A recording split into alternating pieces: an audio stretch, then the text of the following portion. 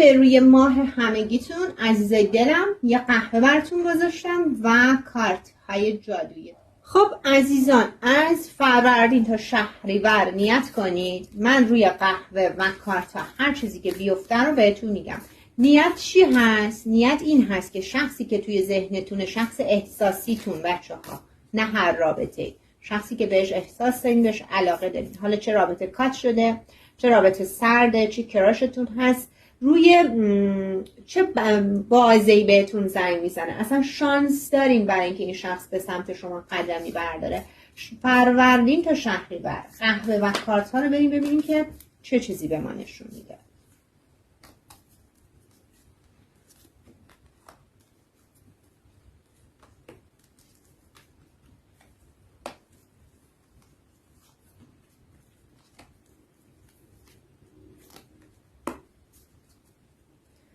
خب میگه فروردین ماهی شانس خوبی داری برای زنگ و تلفن، تماس داری، زنگ داری روی 3 وعده آینده، بین 3 روز تا 3 هفته آینده شانس خوبی داری برای زنگ و تلفن. اردیبهشت ماهی فعلا نه، شرایط به نفعت نیست، اوضاع احوال به نفعت نیست.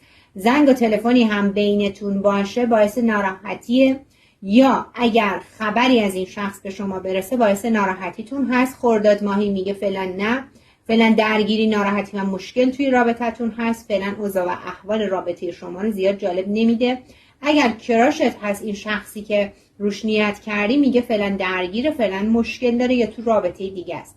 برای تیر ماهی میگه بله، اما احتمال اینکه شخص با شخص دیگری هم تو رابطه باشه برات خیلی زیاده. اگر کات هستی احتمال اینکه برگرده روی 2 هفته تا 2 ماه آینده، ولی تو یک رابطه دیگه هم باشه برات خیلی زیاده. مرداد ماهی میگه بله، زنگ و تلفن داره. این شخص برای شما کراشتون یا رابطه کات شدهتون روی یه وعده آینده، بین 1 هفته تا 1 ماه آینده زنگ و تلفن از سمتش دارین و میتونم بهتون بگم که براتون زنگ و تلفن خوبی هست. مواظب باشین که دوباره رابطه خراب نشه یا مواظب باشین که با این کراش کات نکنین. برای شهریور ماهی میگه آشتی داری، دیدار و ملاقات، رد و بدل شدن کادو و هدیه رو هم داره براتون نشون میده. حالا بچه قهوه رو بخوام بگم مثلا جدا از این که چه ماهی هستین، من میتونم بهتون بگم که قهوه داره نشون میده که اگر عنصر آتش هستی، یعنی بچه فروردین ماهی، مرداد و آذر، یعنی بین این دوتایی که گفتیم، فروردین و مردادی که گفتیم شانس خوبی داره، قهوه داره میگه اگر عنصر آتش هستی، فروردین، مرداد، آذر هستی، شانس خوبی داری برای بازگشت کیس عاطفیت، مخصوصا اگر کیس عاطفیت چشم و ابرو مشکیه و اگر آقا هست ریش یا تحریش داره بچه‌ها، شانس خوبی براتون دیده میشه. میگه اگر عنصر آب هستی، عنصر آب تیر ماهی هستش بچه‌ها، آبان و اسفند. میگه تیر، آبان، اسفندی اگر رقیب داری، فعلا رقیبت برات پوچ نمیشه، اما احتمال اینکه این شخص در مورد زندگیش، در مورد رابطه دیگهش، در مورد شرایط دیگهش با شما صحبت کنه، بهتون زنگ بزنه، یه اتفاق جدید، یه موضوع جدید رو با شما در میون بذاره، خیلی زیاده. مثلا قبلا قرار بوده با یه شخص دیگه ازدواج کنه، یه شخص دیگه تو زندگیش پررنگ بوده، یه دفعه بهتون زنگ میزنه و میگه که اون موضوع کنسل شد، اون شخص کنسل شد، یا دارم اون شخص رو کنسل میکنم، به هم زمان بده، به هم فرصت بده. همچین خبری عنصر آبی ها از شخص مورد نظرشون دارن.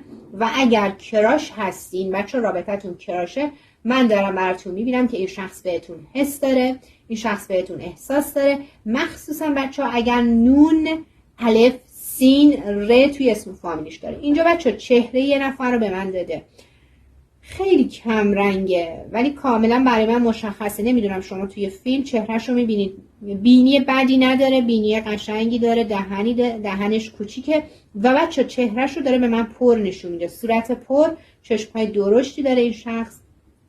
اگر کیس عاطفیتون هست، قهوه میگه این شخص بهتون فکر میکنه، بهتون احساس داره. خب بریم برای مهر تا اسفند. برای مهر تا اسفند ببینیم کارتا چه چیزی به ما نشون میدن. دوباره براتون قهوه رو میخونم. مهر تا اسفند، آیا زنگ و تلفن از کراش دارین؟ آیا قدم از سمت شخصی که رفته کات کرده دارین؟ آیا رابطه احساسیتون بهتر میشه؟ این شخص قدمی بر میداره. مهر تا اسفند. خب برای مهر ماهی میگه بله شانس داری، اوضاع احوال بهتر میشه. بچه دارم کارتو میخونم. اوضاع احوال بهتر میشه، شرایط بهتر میشه. برای آبان ماهی میگه که یه خبر بزرگ، شوک بزرگ، اتفاق بزرگ تو رابطه داری. حتی ممکنه یه دفعه طرف مقابلت با رقیب کات کنه. رابطه‌ای که احساس میکردی اصلا تمام نمیشه، رابطه‌ای که احساس میکردی رقیبت اصلا پوچ نمیشه. میگه یه خبر بزرگ از سمت شخص داری. و در مورد شخصی اگر کراش داری آبان ماهی ممکنه متوجه وجود یک رقیب بشی. آذر ماهی میگه فعلا شانستون خوبه، بد نیست، ممکنه یکم کاتتون با هم طولانی بشه، اما شانس، زنگ و تلفن از سمت این شخص روی یک وعده آینده خواهی داشت. برای دی ماهی میگه وجود رقیب برات خیلی پررنگه. اگر این شخص کراشت هست یا رابطه هست که کات شده، ممکنه به دلیل وجود یک رقیب یا اینکه این شخص شما رو اصلا رها کرده و رفته با شخص دیگه. میگه به دلیل وجود رقیب فعلا بینتون کات وجود داره. برای بهمن ماهی کارتا میگن طرف مقابلت خیلی به هم ریخته است، اوضاع احوال رابطتون اوکی نیست، یا بچه‌ها شخصی بین شما حرفی برده یا فردی بین شما رو به هم زده یا مانع شما شده. توی رابطتون فعلا مشکل هست. اگر کراشتون این شخصی بوده که روش نیت کردی، میگه به جز شما گزینه و مورد دیگه داره. و برای اسفند ماهی میگه خبر بزرگی در راه، اتفاق بزرگی در راه هست و این شخص به شما زنگ میزنه، در مورد موضوع صحبت میکنه. یه سریتون که رابطه سرده اسفند ماهی ها مواظب باشین رابطه کات نشه، حواستون رو جمع بکنین که کات نداشته باشین. میخوام از قهوه بهتون بگم بچه ها. برای عنصر خاک میشه اردیبهشت، شهریور و در واقع دی. میگه بچه اگر روی شخصی کراش دارید، اگر کراش دارید و این شخص حروف ر یا د، ه و ف، بچه هی که داده مثل حمید، حامد، همچین هی به من داده. بچه اگر همچین حروفی داره، این کراشتون بهتون حس داره، بهتون احساس داره، به شما فکر میکنه، یه جورایی از شما خوشش میاد، یا اگر شما رو ببینه به شما حس پیدا میکنه، از شما خوشش میاد. بچه چهره‌ای که اینجا افتاده رو میبینید؟ باز هم دماغش خیلی حالا بزرگ یا کوچیک نیست، دماغ معمولی داره، لب، دهن، چشم‌ها، حروفی که داده در مورد این شخص. میگه اگر شخصی که براش نیت کردید حروف اسمی ای انگلیسی، مثل بچه‌ها مثلا اسمایی مثل عرفان، امیر، آرمان، علیرضا، اگه اسمش با ای شروع میشه، یعنی با الف خودمون، با مثل امیر، مثل احسان، مثل علیرضا، مثل عرفان، اگر با این چیزها اسم یا فامیلی شروع میشه، این شخص به شما حس داره، به شما احساس داره، میخواد به سمتتون برگرده. و برای عنصر باد میشه خرداد، مهر و بهمن. میگه شماها، چیزی که قهوه داره بهتون میگه عنصر باد یه شانسی در مورد شخصی که اسمش وحید، مجید، سعید هست دارن.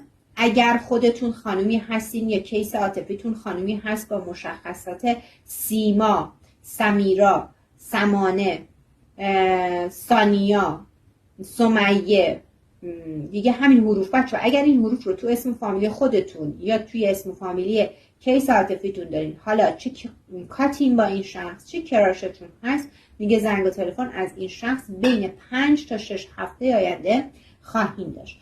در مورد یه سری از دوستان داره یه چیزی قهوه به من نشون میده. میگه یه سری از دوستان تو روابط مثلثی هستن، یعنی روابطتون کاملا مثلثی هست.